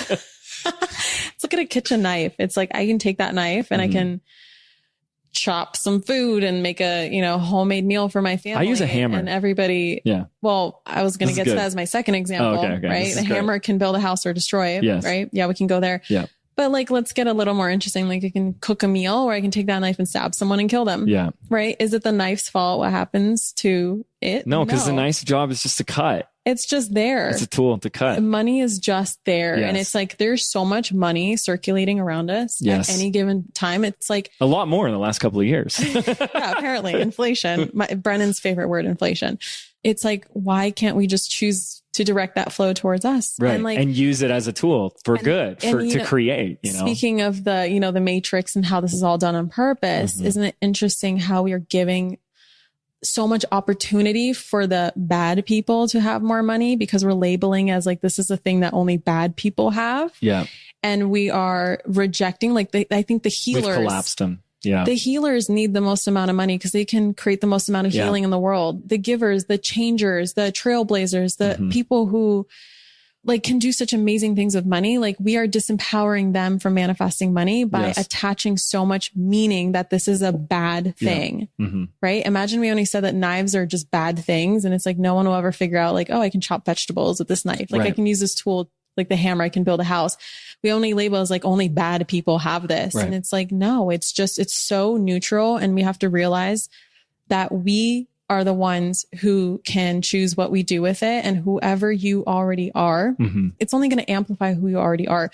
I want to say, actually, like, ever since I started making a ton of money, I feel like I've only become, I mean, you could argue like, Catherine, you've always been that way, but I almost want to say like, it's made me a better person, because it's given me like the freedom and the nervous system regulation to be able to think about higher level things where I'm not focused so much on just survival. Yeah. I'm focused on like, how can I make the world a better place? Like, how can I retire my mom? Right. How can I? But that is the same thing as it's an application. You're a good person in your heart. Right. And it's allowed that to come to fruition more. Yeah. I think it just made me realize just how giving I am, because I'm always thinking about, oh my God, like I can buy this for this person. It's hard to give when you don't have anything to give. Exactly. Yeah. Just plain and simple. Yeah. What about you? Money is. Okay. So I want to add on to that, because if you would have asked me first, I would have said the same thing. Yeah. But I want to look at it a little differently, because I see it as an energy that has a vector or a flow. So I really loved that word in physics, vector. It's something in motion that has a direction. I got straight A's in physics. I don't know how. I loved physics. I don't know what it was. It was actually quantum physics that I got A's in. You took an actual quantum physics class? A whole year of quantum because in college, not in high school. No. Yeah. Because you were like a science nerd. Yeah. Yeah. So impressed. So you know what a vector is, right? So to me, I see energy as that it flows in and it flows out. Yeah. And I think and it's always going somewhere. If we just stay with it's a tool, now you want to hold on to the knife for dear life and like never let this knife go, versus when you see it like water or air. It's a great metaphor. So I'll use both of them. So because you use the hammer and a knife. So I use the you were allowed to use two metaphors. I use oxygen. Yeah. Okay. So I get to use my two metaphors. And so breathing. So if you treated money as something that is in a flow where it's always coming in and it has to go out, what else does that? Air does. So what if you superimpose the relationship you have with oxygen with money? In that, how many times have we taken a breath since Catherine and I have been talking, right? How often are we sitting there consuming our mind saying, is this going to be our last breath? Is there going to be any more oxygen? Is James taking oxygen from me right now? Am I taking her oxygen away from her? Should I be guilty because I'm taking oxygen from James? Or if she takes a big inhale, am I sitting there going, that's a little bit more than you deserve right there. Okay. Little greedy oxygen taker right there. Or I can say, James, you deserve to take so much more. Breathe in more. Right. I've actually been holding my breath since we started. So, okay. So I'm saving it for later. And then there is an exhalation. And when you breathe in, that's not from a place of, which is receiving guilt or fear that it won't be enough. And then when you exhale, there's no like remorse or uncomfortableness with leaving. You're not living in the past. Yeah. I mean, I think the breath of really is so phenomenal how it, like, when you focus on it, how it causes you to be in the present, in the now. Right? Yeah, I agree. And so like, if you could just start to say, I'm going to superimpose my relationship with money and try the best I can as the same way it is with oxygen, because it gives us life. And so in a way, so does money. And, you know, I don't know who's going to get their feathers ruffled by that, but it does. You know what I mean? Like in the 3D society that we live in, it gives us life. It puts heat so we can heat our home and electricity to, you know, pay our bills and all that type of stuff. So it does. It's very similar in that regard. And then I think, you know, you can just use the same as the river. A river analogy, which is it's always in a flow. We can use that flow to, you know, like Hoover Dam to power electricity for tons of city. I don't know how much electricity the Hoover Dam. I don't either. We'll add that in later. I went there once, but I don't remember. I did too. It's unbelievable, yeah. Right? And so then it becomes, well, do you want a little creek? Or do you want Niagara Falls? Hell yeah. Right? And it's just, the water's going to flow and it's going to flow in, it's going to flow out. And it's going to exist no matter what. And it's going to exist no matter what. And so really it's about how big of a river do I want to create? I'm just in the river. So it's flowing in, through, and out. And I was told this years ago by a mentor, and I didn't believe it at first. And it has been proven true and true. And this is going to be a beautiful thing with the inflation conversation. When you energetically, spiritually speaking, and there's going to be so many people that don't believe this, and I love it. Good. Come at me, bro. And it's usually the guys too, very logical, you know, it's fine, because this is very illogical. What I'm about to say is that constricting the outflow of the water begins to restrict the inflow as well. Because when and it's like, what, you know, and it's like, oh, so you're saying be frivolous and don't save. I didn't say that.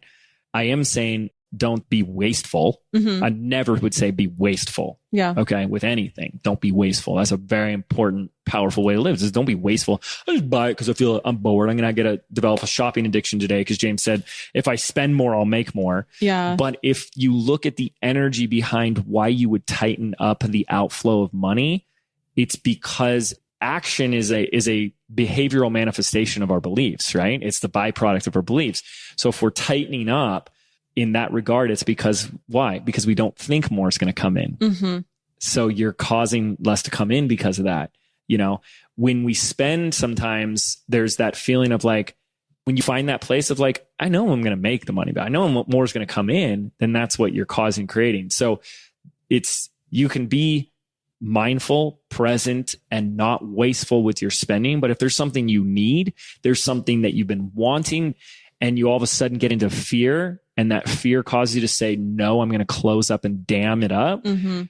Already know that you're damming it up on both sides. Yeah. So that would be how I see money today. That's such a good point, because it's not about saying yes to everything just for the sake of saying yes. It's always checking in, like, where is my energy coming from? Yeah. Is this something that I want, or is this something that like someone else has and they're wealthy, and so I think I need that in order to be wealthy, or that'll show be up a whole, as wealthy? That'll be like a whole nother lesson. Handbag that this person has. I heard this years ago too, and it's so true. People that have money don't care about it nearly as much as the people that don't have money. It's so true. Yes. Because, you know, people who are stressing about how are they going to pay their bills and how many hours do I need to work this week in order to meet this amount of money, and they're so focused on money. And the people who just have everything taken care of for them because of they have money, that's what I meant. Like, I'm able to think about higher level stuff. Like, Yes. I'm not thinking about money anymore. I'm thinking about what experiences can we have? And that's where you've placed your value. You've said what's more important is my quality of life, my peace of mind, the experiences I have, and the people I have those experiences with. And it's like the money is the tool to that. It is the access to the destination. It isn't the destination. Yeah. And when you change that, and it isn't, I'll be happy when, blah, blah, blah, blah. It's be happy now and be in that frequency of money. Money will just continue to amplify that in your life. Was there a moment for you where you realized like, oh, this stuff is working? This like money manifestation thing is working. Like at what point? Because I know that you've been in business for a long time. Was there a certain place that you can remember where all of a sudden you're like, oh my God, it's working. My bank account is growing. Because I remember that for myself. And I'm just curious, like, I want to get you to share. I call it like the tipping point. It's like when your subconscious reprogram finally catches up with your reality, or your reality catches up with the work that you've been doing. And all of a sudden it starts to avalanche in your reality. I know so when you started asking, I've had this one memory that keeps coming up that I haven't shared that was actually like a really big deal for me that doesn't fully answer your question, but I do want to share it. But it was a whole year. It was my 2012 that was like really putting all of that into practice. And it was an accumulation of things. Oh, it's 10 years ago. Wow. Yeah. That's what really changed everything. But it was at the end of that year, I was like starting to make some money. So I was like, I think I had like gotten as far as like the action effort and like a little bit of this like cool manifesting. Like I got a vision board and I work hard kind of thing. And as like another level needed to emerge. And I was in Laguna and I just had the best year in business in my year. And I was visiting family because I was still living in New York City. And we went to dinner. And after dinner, I walked to a shop. It was like the only shop still open. And I thought of this story recently because I wanted to do a video on it. And I have it somewhere. I must be in storage. A pink penny skateboard. And it was $99. Is Penny like a brand? Penny's a brand. Okay. Yeah. Sorry. It's a Penny brand. Sorry. I was like assuming everyone would know that. And it's $100 for a skateboard. And I was with my girlfriend at the time. And I looked at her and I looked at the person and I said, how much is that? I said, $100. I said, okay, let's do it. And I put my money, and I'll never forget. She looked at me like jaw dropped, eyes open. She's like, who are you? Like, I've never seen you just go and buy something. And I remember I grabbed the board. I went right onto the sidewalk and just off I went. And I'm just going in circles in the streets, everything, having a blast. And that was the first time since I had started like making some money that I just like bought something for myself, like out of a pure just enjoyment because I wanted it for fun and for life and for experience. And I still have that board. And it was the tipping point.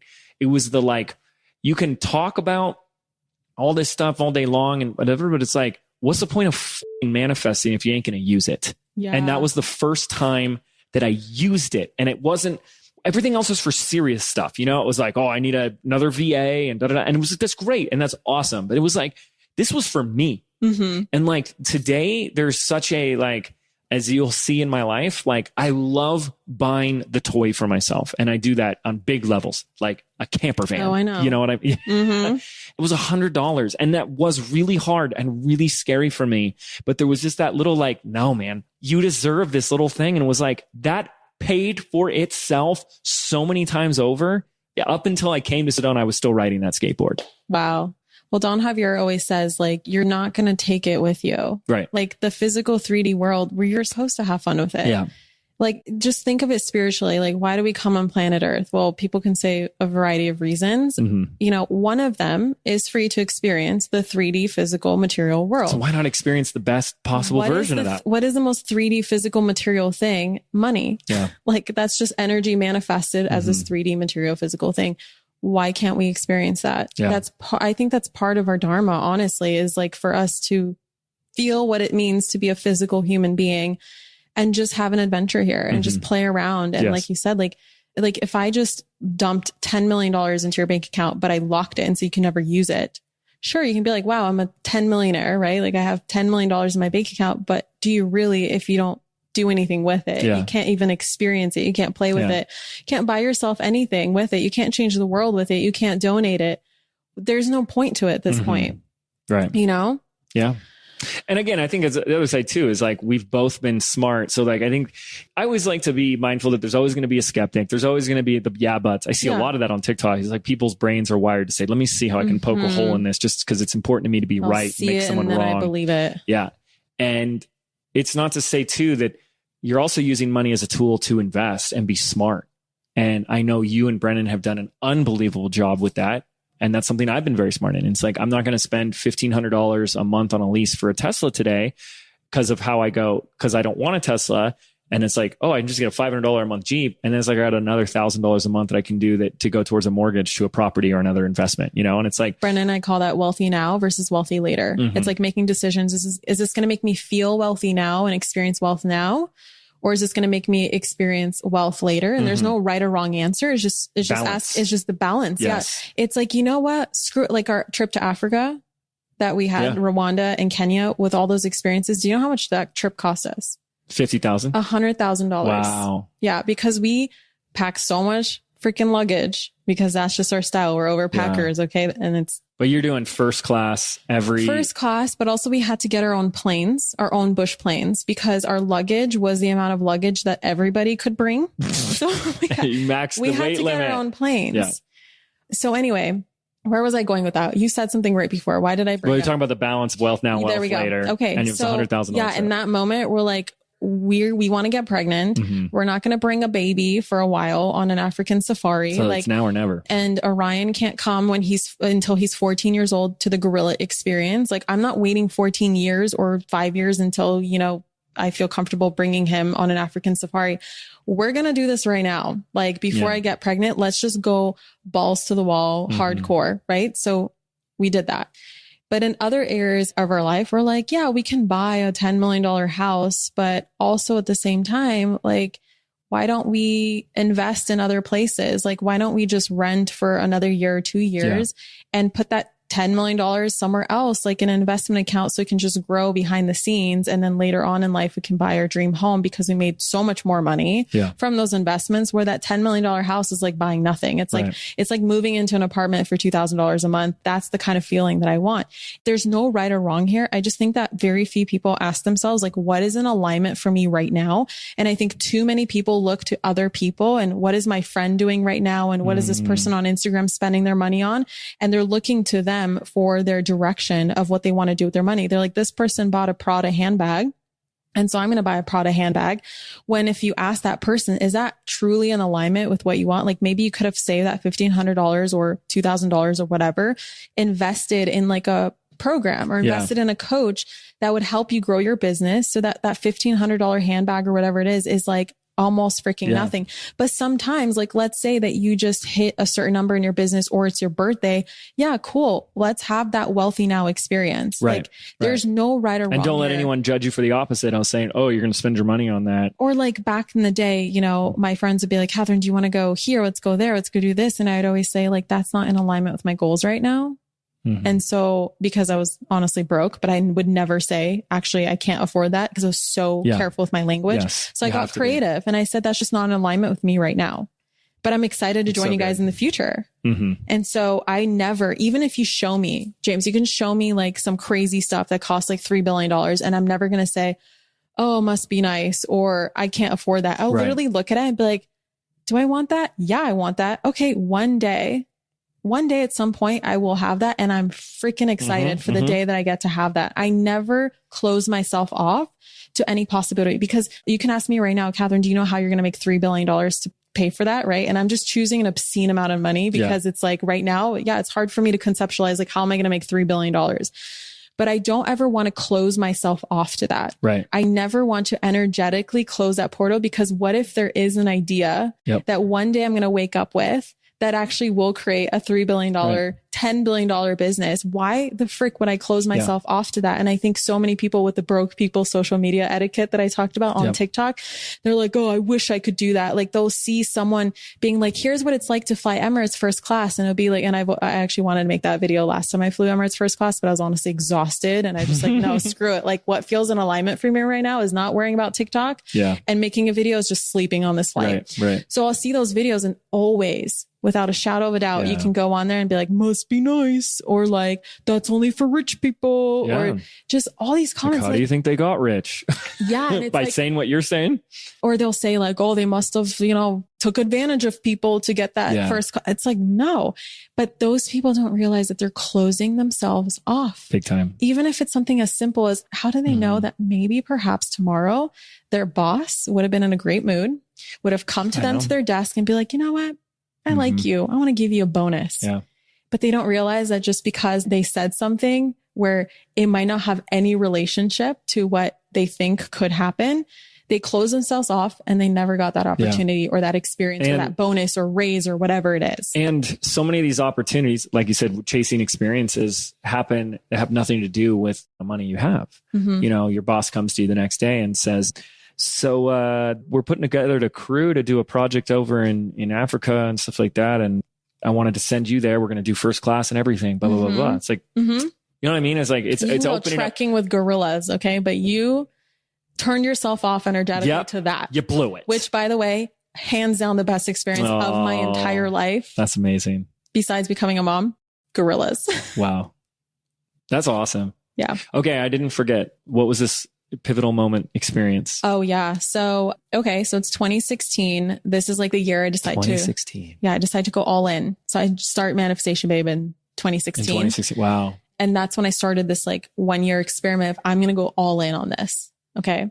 So a lot of people think like, oh yeah, Catherine must have seen results right away. No, I saw nothing for 8 months. For the first 8 months, absolutely nothing was different. Okay.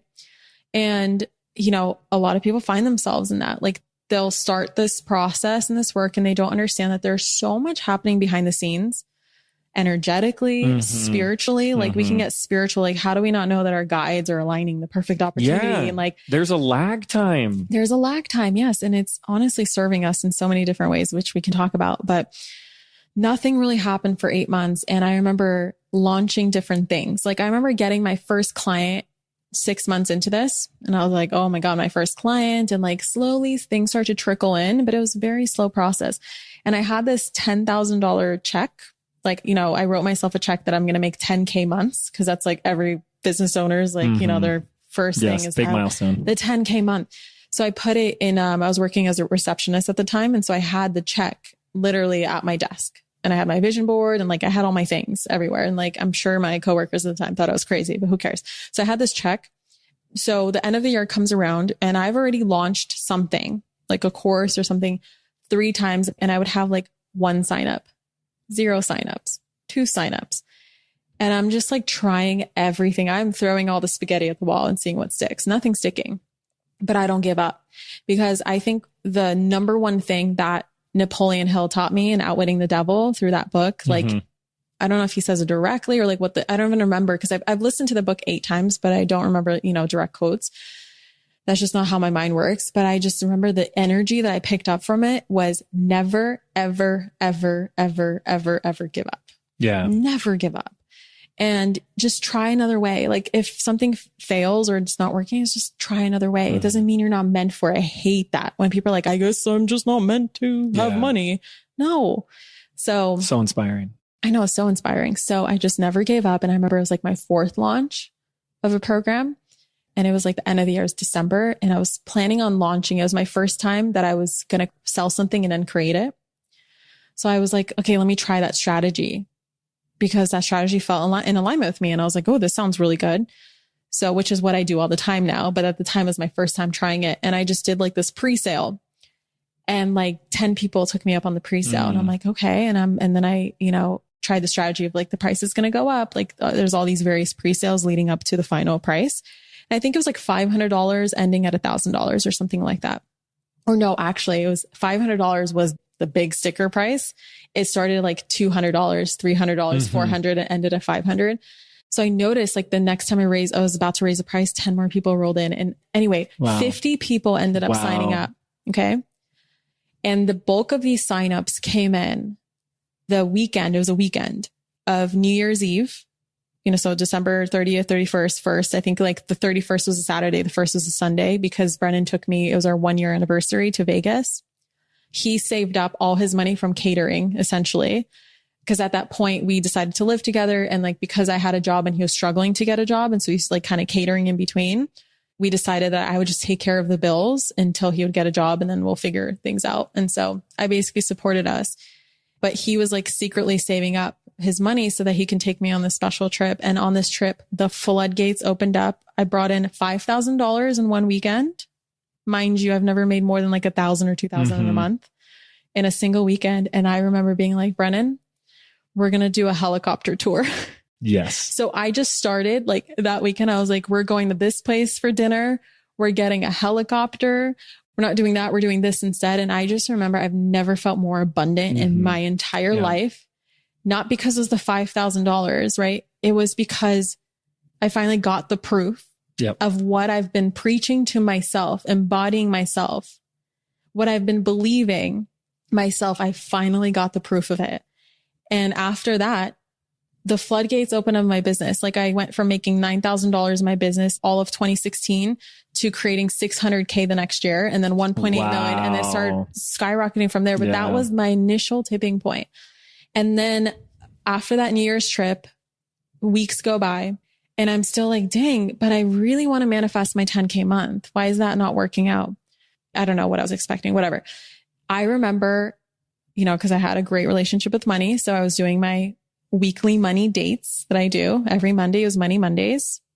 And I would do these dates where I would check in on my money and just see how we're doing. What's the flow? What's the outflow? Like, how are we doing this thing? Like, what's next? And then I was like, let me just see how much I made for all of January.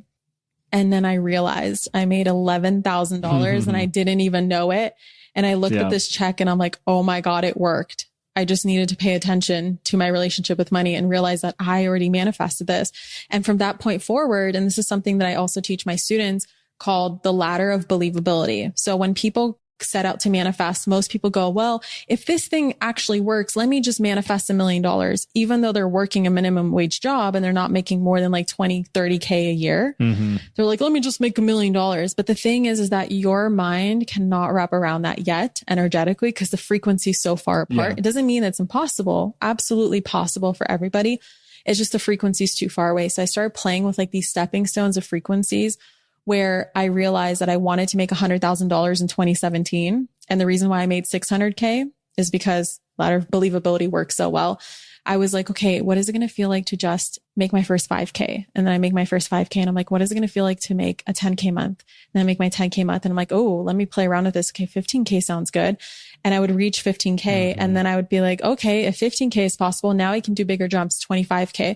So that whole year was crazy. It was like, 10K month, then a 20K month, then a 30K month, then a 75K month, then a 100K month. And then it flattened at about, it went down to like 80K, flattened at about 80K. And it wasn't until I like restructured my whole team and realized that like my team's not working out and someone is holding back this organization. I don't know who it is. I think I know who it is. And I had this like download about who it is. I let them go. My whole team fell apart. And that was like the next pivotal moment for me when it came to like actually growing the structure of my business, where I realized, you know, me and Brennan were like the muscle of the team and everyone else is the fat, because we cut the fat, kept the muscle, and we doubled our income, stuff like that. So it's just like, it was like such a crazy journey that I love to share, because what I need people to realize is that the day you decide to start working on your money mindset might not be the day that everything changes.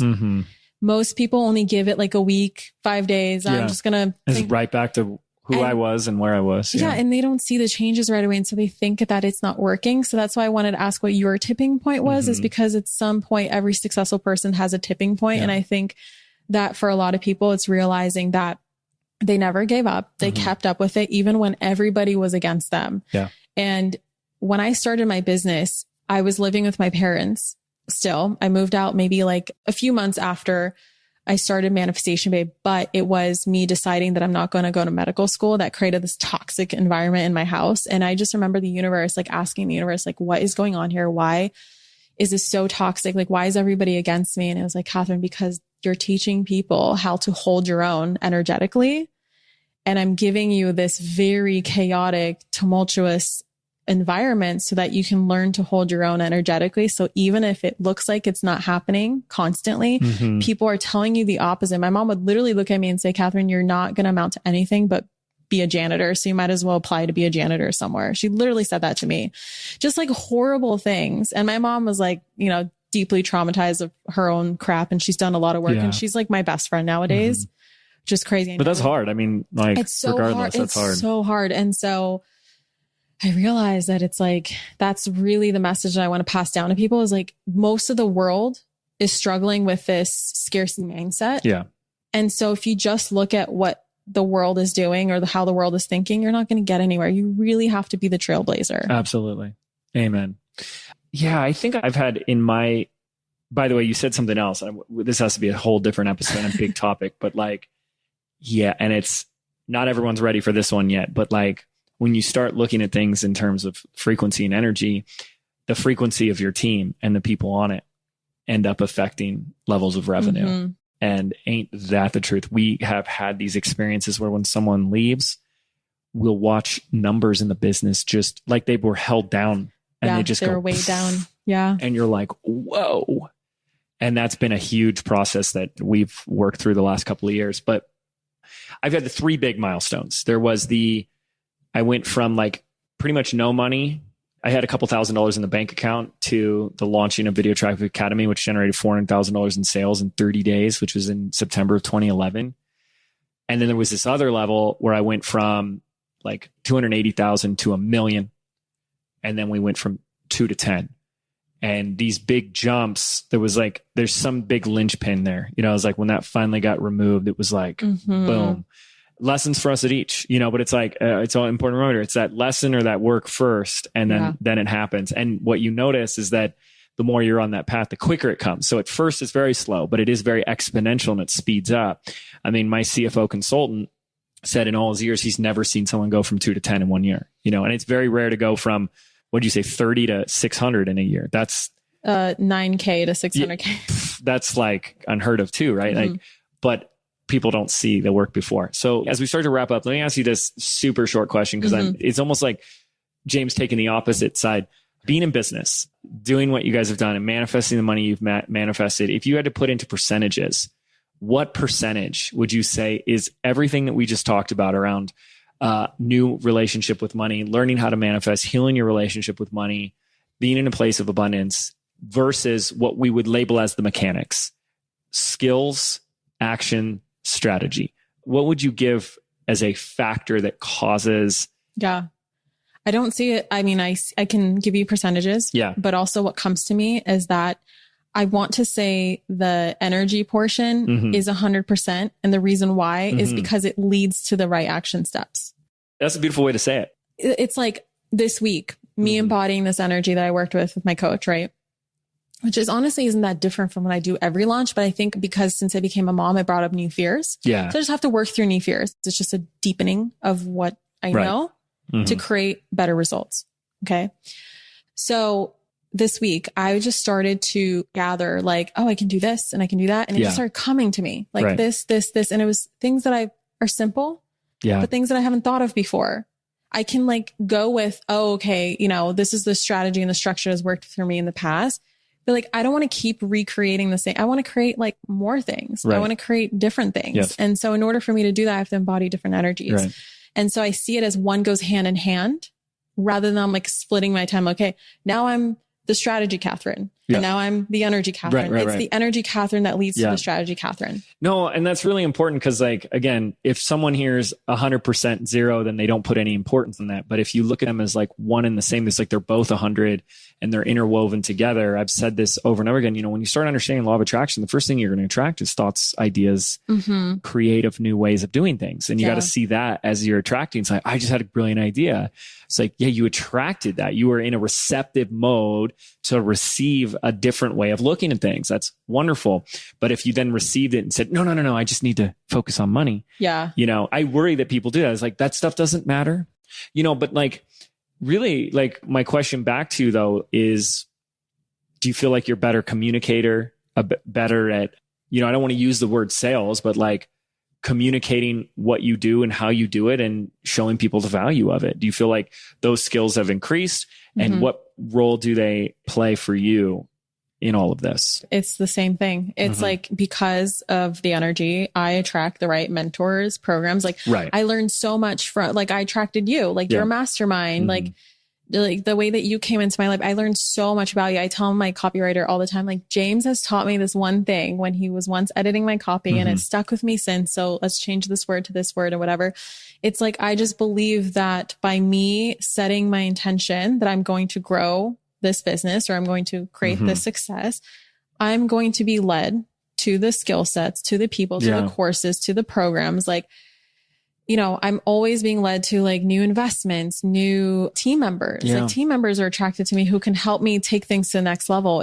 It's so, and I think this is something it's a really also interesting way you're saying all this. I absolutely love it. And learning from Don Javier, it's like, it's all a spiritual game. Yeah. He always stresses like it's all spiritual. But it's like, you usually like, is it not true what we normally experience in the work that we do, that you're a business owner and you speak to this, you tend to find that people are in one of two worlds. True. And what you're saying is like, and one poo-poo's on the other. Exactly. Always. Yeah. Right. And what you're saying is, it's like an order is what I'm saying. Step one. Well, no, but it's like, but when they become one, they're not separate worlds. That's true. And is one. I like that better. It's one world. And I could use these skills and what I've developed in terms of energy to attract someone or to download an idea or whatever. But I'm also going to implement those ideas from a place of holding that frequency. It's like they're just so interwoven and integrated as one that we don't even see them as separate anymore. I think that's the perfect answer. Money. Perfect because it is so effective and so true, so accurate. Money is spiritual. Yeah. Well, what isn't? You know what I mean? It's like everything's falling under. It's like the fish in the bowl trying to say something that isn't within there. You know what I mean? It's like it's all within that same container anyways. Yeah. You know? What's water? Yeah, exactly. What's water? I'm swimming in it. Right. But I don't know I'm swimming in it. It's like, but this thing in front of me must be something that exists outside of the bowl or something. You know, it's like, that's all I know. It's contained within the bowl. So philosophical, James. Oh, # deep. All right. Any final words? Thanks again so much for coming on. And I got to say this before we wrap anymore. Like I said this to you a couple of years ago in a hotel in Las Vegas, Nevada. And oh my God, I remember that conversation. Yeah. And getting to know you and like what your upbringing is, like what you've gone through and what you've experienced. I said it then, but I've never said it publicly. Like I've never met somebody who has experienced so much of like life's challenges, like really some really tough things. And not that it's a competition or anything.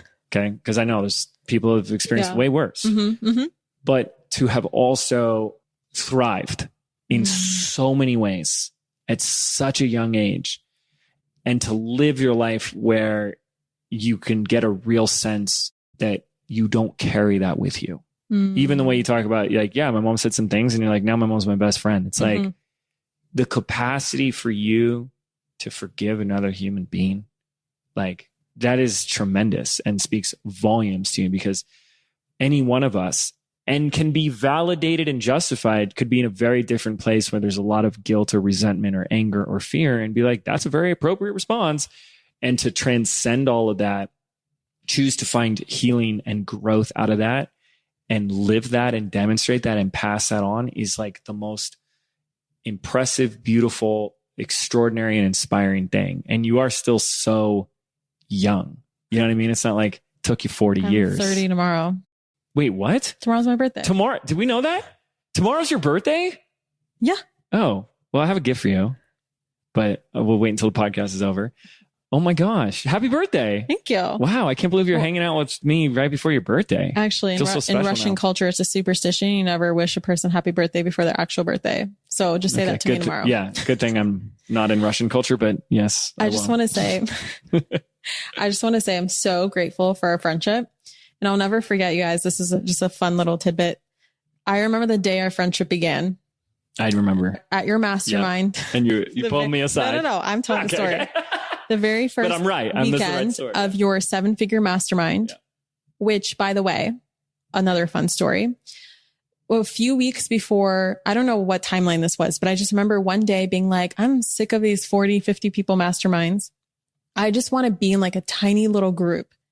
And I don't remember if I was thinking about you or not. I think it was more generic. I just want to be in a tiny little group of these high level achievers where we can form like a close knit relationship. And it's not like overwhelming where you walk in, there's like 50 people in the room or whatever, which has its pros and cons. For me, I just wanted a small group. Literally 3 days later, Jasmine Star goes, hey, there's a group forming. Wow. There's this group forming. It's only for 7-figure earners. It's like 10 of us or whatever. And James Wedmore is going to be the leader. I'm like, I'm in. Sign me up. Wow.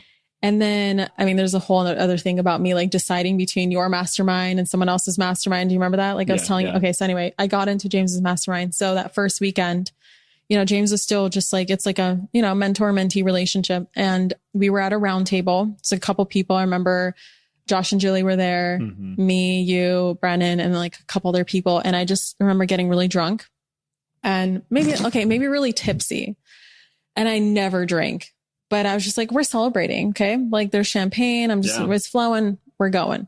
So I'm drinking. And then I'm like, I just look at James and I'm like, James, I've had this thought for a really long time. And I got to know. I know I'm really woo. And there's things that I don't talk about on my podcast because I think that it's still maybe a little too woo for some people. And I feel like you're the same way. How woo are you really? And that just opened up the floodgates where James is like, great question. So here's what I'm into. Here's what I believe, blah, blah, blah. And that's all we have time for today in the show. And since then, it's just like, it's been crazy. Yeah. Like it's been so much fun. And because I think I might have, that's probably when I was like, well, yeah, and I work with this shaman guy. You did. And you kept talking about him and you were like, you know, I can introduce you if you want. And I just kept waiting for you to introduce me. And then one day I was like, James, can you introduce me? And you responded, I've been waiting for this text. And I'm like, you have? Oh, okay. Yeah. All right. And my life has never been the same since. Yeah. Pretty incredible. That's so awesome. Yeah. Oh, so special to have you on and right before your birthday. I know. So great. My big 3-0. Out and wow. With a baby. Yeah. Unbelievable. What a great time. Well, thank you. Thank you again. And thank you to our listeners for tuning in to a very special episode. Please reach out to Catherine. She's or just Manifestation Babe? Manifestation Babe over on Instagram. And she's on the TikToks. She's rocking the TikToks. Same handle. And website, crushing it over podcast, same handle. Yep. And let her know. She'd really appreciate it if you guys reached out to her and shared. Tag me, baby. Tags, screenshot on the stories, all the stuff the cool kids do. Hey, hang tight. We got more episodes coming your way here on the Mind Your Business podcast. Take care. Thank you so much for tuning into today's episode. If you absolutely loved what you heard today, be sure to share it with me by leaving a review on iTunes so that I can keep the good stuff coming your way. If you aren't already following me on social media, come soak up the extra inspiration on Instagram by following @ManifestationBabe or visiting my website at manifestationbabe.com. I love and adore you so much and can't wait to connect with you in the next episode. In the meantime, go out there and manifest some magic.